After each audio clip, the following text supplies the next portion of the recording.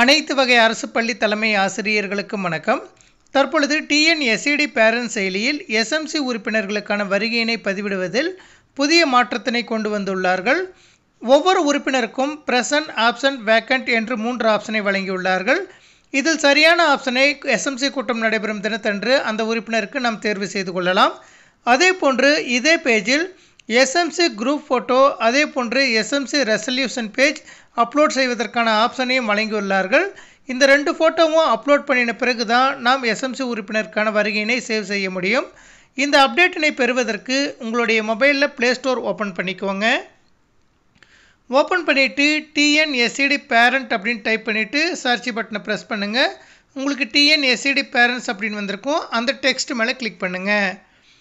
Click பண்ணினதும் latest version update பண்ண சொல்லி கேட்கும். ஏற்கனவே அப்டேட் பண்ணவங்களுக்கு ஓப்பன் அப்படின்னு வந்திருக்கும். அப்டேட் பண்ணாதவங்க அப்டேட் பண்ணிக்கோங்க. அப்டேட் பண்ணி முடித்ததுக்கப்புறம் இந்த ப்ளே ஸ்டோரை விட்டு வெளியே வந்துடுங்க. வெளியே வந்ததுக்கப்புறம் டிஎன்எஸ்சிடி பேரண்ட் அப்படின்னு ஒரு ஐக்கன் வந்திருக்கும். அந்த ஐக்கனை கிளிக் பண்ணிக்கோங்க.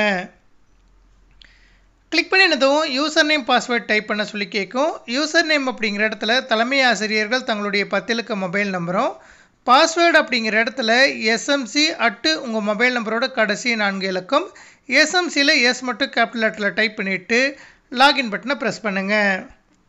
நீங்கள் லாகின் பட்டனை ப்ரெஸ் பண்ணினதும் உங்களது பள்ளியின் லாகின் பேஜ் வந்திருக்கும். அதில் உறுப்பினர் வருகை அப்படிங்கிற ஐக்கனை கிளிக் பண்ணுங்கள்.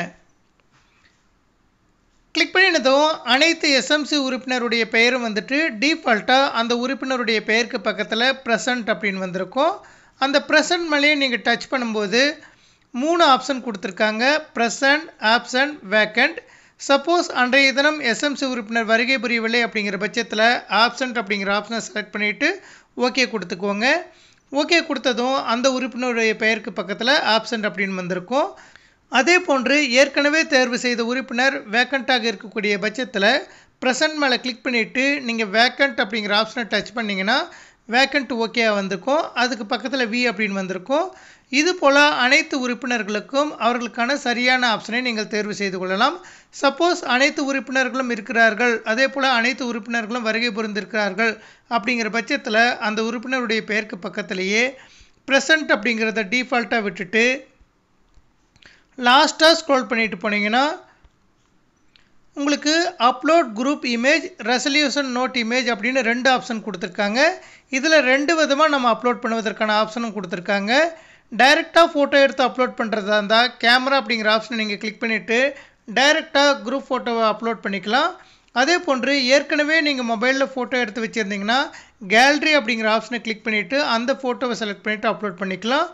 இதே போன்று ரெசல்யூஷன் நோட்டோட இமேஜையும் நீங்கள் டைரெக்டாக ஃபோட்டோ எடுக்கிறதா இருந்தால் கேமரா அப்படிங்கிற ஆப்ஷனையும், ஏற்கனவே ஃபோட்டோ எடுத்து வச்சுருந்தீங்கன்னா கேலரி அப்படிங்கிற ஆப்ஷனை செலக்ட் பண்ணிவிட்டு அந்த ஃபோட்டோவை செலக்ட் பண்ணிவிட்டு அப்லோட் பண்ணிவிட்டு அதன் பிறகு லாஸ்ட்டாக இருக்கக்கூடிய சேவ் அப்படிங்கிற ப்ளூ கலர் பட்டனை கிளிக் பண்ணுற மாதிரி கொடுத்துருக்காங்க. இந்த அப்டேட்டில் அனைத்து உறுப்பினர்களுக்கும் டிஃபால்ட்டாக ப்ரெசன்ட் அப்படின்ட்டும், அதே போன்று குரூப் இமேஜ், ரெசல்யூஷன் நோட் இமேஜும் அப்லோட் பண்ணக்கூடிய வகையில் கொடுத்துருக்காங்க.